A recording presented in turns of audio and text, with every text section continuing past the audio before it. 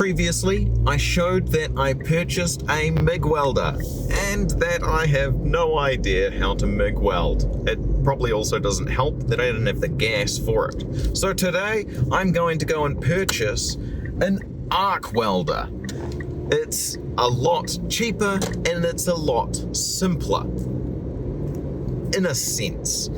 And hopefully I'll be able to start with that, and then once I outgrow that, I'll be more moving into the MIG welder. But in photos that I've seen online of people that know what they're doing, they often have both a MIG welder and an arc welder, or just a super expensive multi-welder. And they also have it set up on a rolling bench, or just on something with casters so that they can roll it around. So that's one of my goals for today, is to make a good start on my new little welding station project.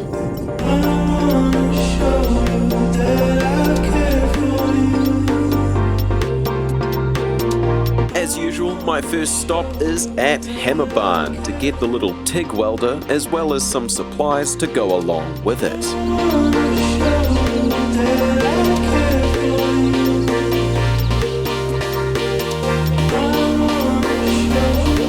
Now I'm out at the Emporium to get the rest of the stuff I need to make the rolling trolley that the gear is going to go on.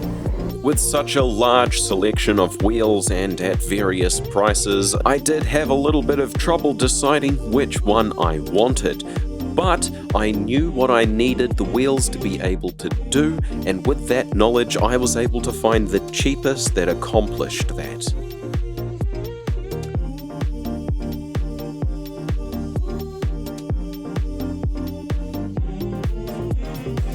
After picking out the wheels, I browsed around and picked out a few more bits and pieces to help me put this whole kit together.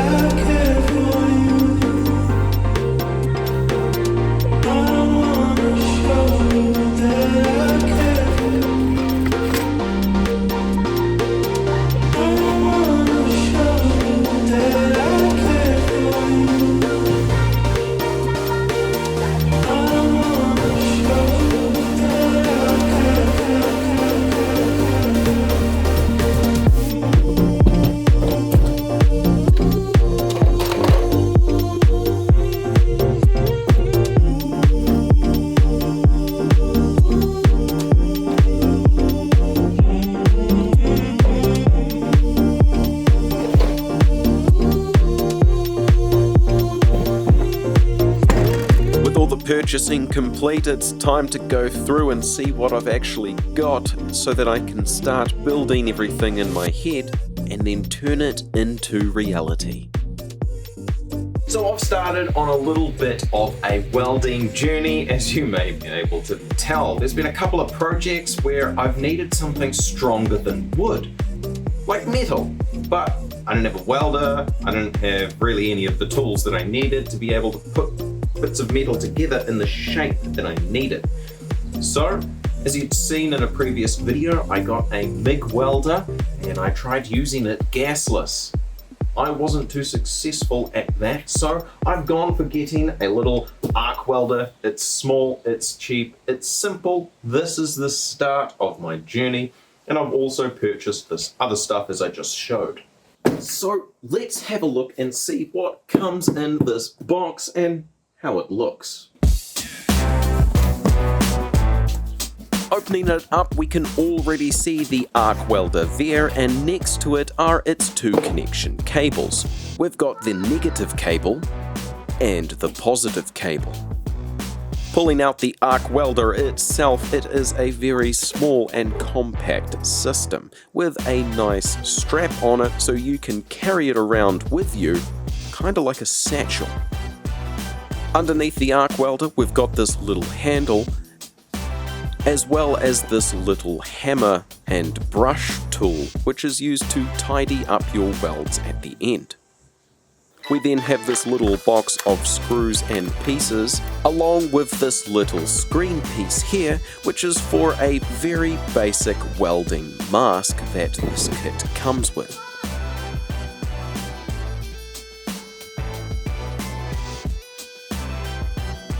Great! But I'm not going to use it, because I've already got an auto-dimming welding mask, and I'd rather use this than have to take up one whole hand to hold this in place. I need to hold the metal or something. Now that I know what I'm working with and I've got all the stuff together, I can now start building the base of this unit. Admittedly, going into this, I have no clue how I want this to actually look. I just know what I want it to be able to do and how I'm going to use it. Pulling out some wood, I pick out the pieces that I think will fit this project best. I'm looking for some strong, stable pieces so I can make a bit of a square with wheels on it. With the wood chosen, it's time to cut it to length so that it's all going to fit in place nicely. Laying out everything where it's going to go, I mark where I'm going to drill the holes for the bolts to go through to hold the wheels to the base.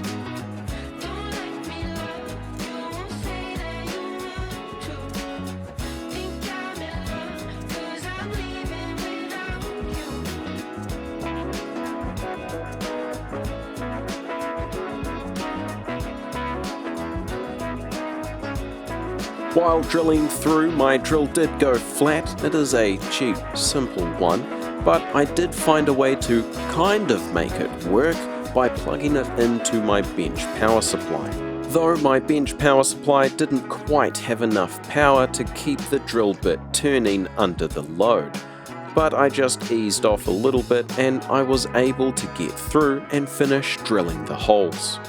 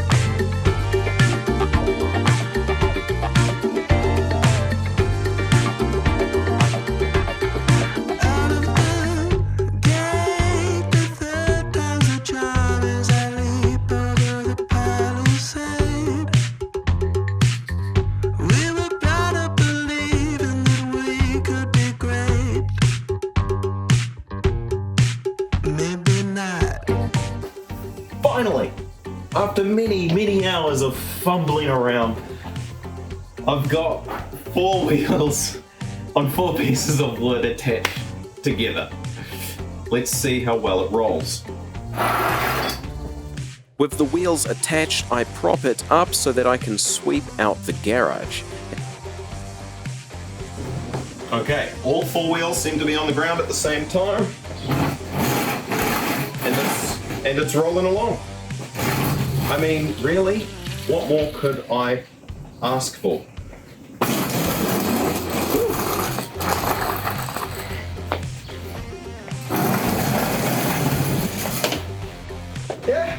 we go.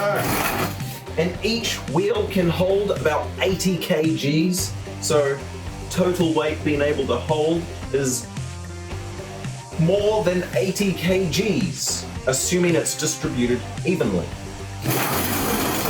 Oh wait, I'm not 80 kgs. Definitely can hold my body weight, making this a very appropriate base for the build to come. So the important part is that it's free moving, so that it's not going to annoy me when I need to move it quickly and easily. But I also have the added benefit of these locks on each wheel, but I'll probably only use 2 at a time, so that it's not really going to move around much. I know it's a simple little thing, but considering I had zero plan coming into it and just made it up as I went, I think it's turned out quite well, and it seems to be reasonably square. Admittedly though, this took a lot more effort than I anticipated. So I'm not 100% sure on what my next step will be, but I'll figure it out. The next day I search through my little wood pile and find some appropriate pieces to use. I then cut them down to length and I begin laying them out.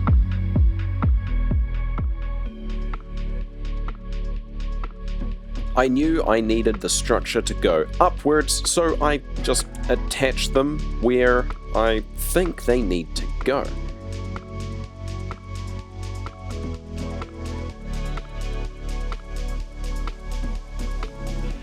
Cutting to size a couple long pieces of wood that I'm able to measure up and attach to the top of those posts so that I can make a bit of a bench. I then add 2 more pieces of wood to the main base, which is where the MIG welder will be located. Then using some offcuts, I add a couple panels on the back, which will probably end up holding something. Next, I measure up a couple pieces of wood and cut them down to size so that I can attach them to the sides of this cart to add a little more structural integrity. I do this for both sides of the cart.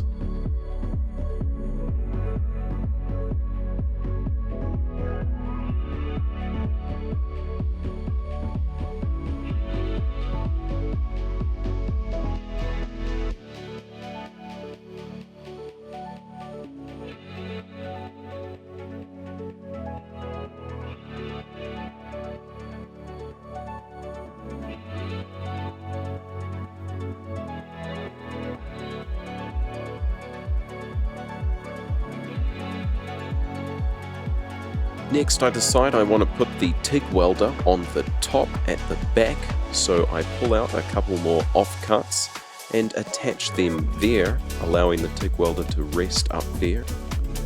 I also attach a little bungee so that the TIG welder is less likely to fall off. Now, I realize this is a bit big for the gear that I've got on there. That's probably going to be the MIG welder that I'm going to keep in use for an extended period of time, though this little guy is probably going to be upgraded at some point. Probably not in the near future, but this space is like this so that both of them can live here, as well as this is got an option for gas to be plugged in, so I've got space at the back here so I can get a small or a couple of small bottles if I ever get to that point.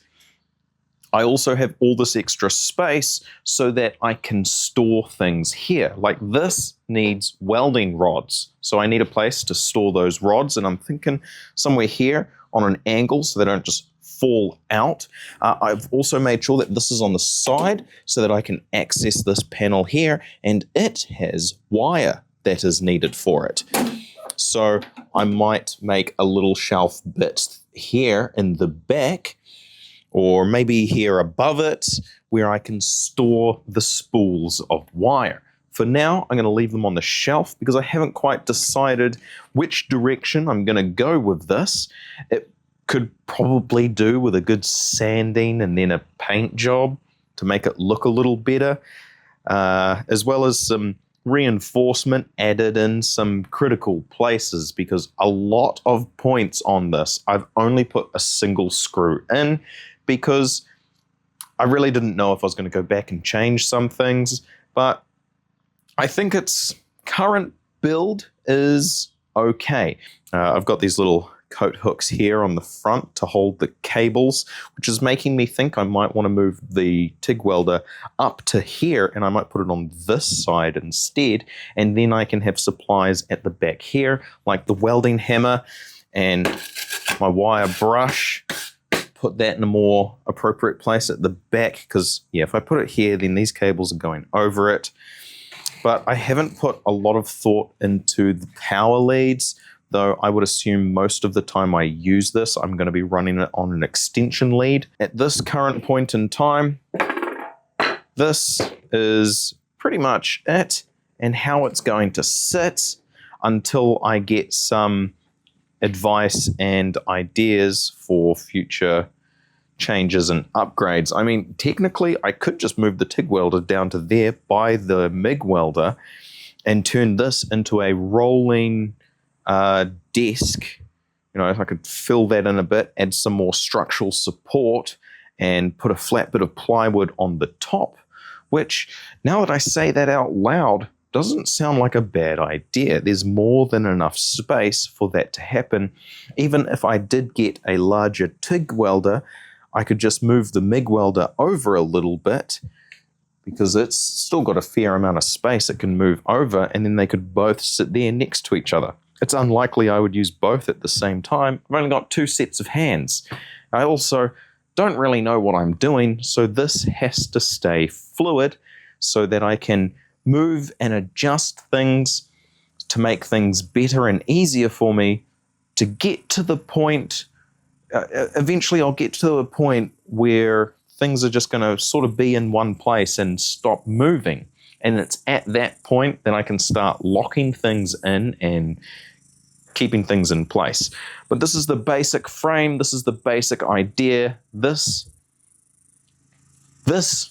is my rolling welding station. Now, it would be rude of me not to test out the TIG arc welder. So let's get that sorted. I did open it from the wrong end. My bad.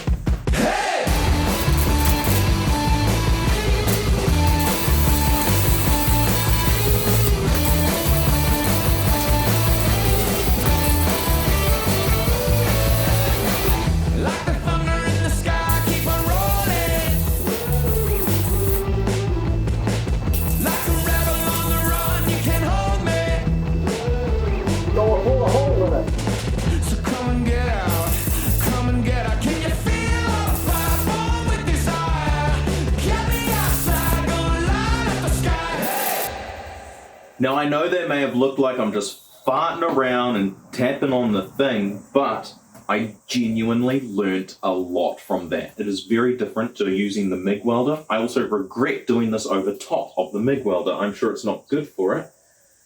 I'm just lucky that no real damage happened. So that's proven the fact that I need to move this up to the front here, or to move that down there and turn this into a flat bed. But I think if this were to be a welding surface, I'm not sure it should be wood. I need like a really thin bit of metal on there. But then I feel like, wouldn't the metal end up getting welded on or melted in some way? Something to think about for some changes that I may or may not do. I don't even know if I'll film the small changes that I'll be doing, but I would say I've learned a lot. Definitely going to have to put some more effort into this and learn it a bit more. I blew a hole in there, and well, it's a journey. Definitely going to have to buy some metal so that I can actually do some proper work on things. And I already know some changes I need to make to this. I'm going to move that downstairs, turn this into a bench, and make welding rods a little more accessible. Or I'm going to move this to the front, turn the back bit into a bit of a bench, but not for welding on, just simply to store the helmet, the welding rods and stuff. But I'm going to leave that for another day. I've got other things I need to get done. After that, I purchased a Ryobi 300-watt random orbitable sander, allowing me to tidy up this wood that I pulled off of a pallet from the side of the road.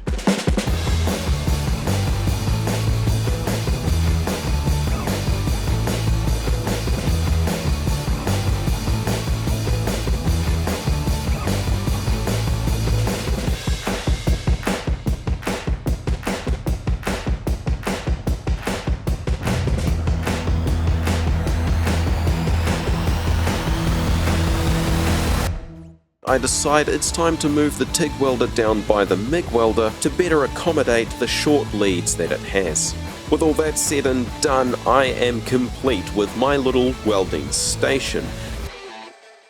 It's pretty much ready for any projects to come, and it's also easy for me to quickly modify it and adjust it to better accommodate whatever I'm working on. Over time, I'll be modifying it to best suit the situations that it's going to be used in.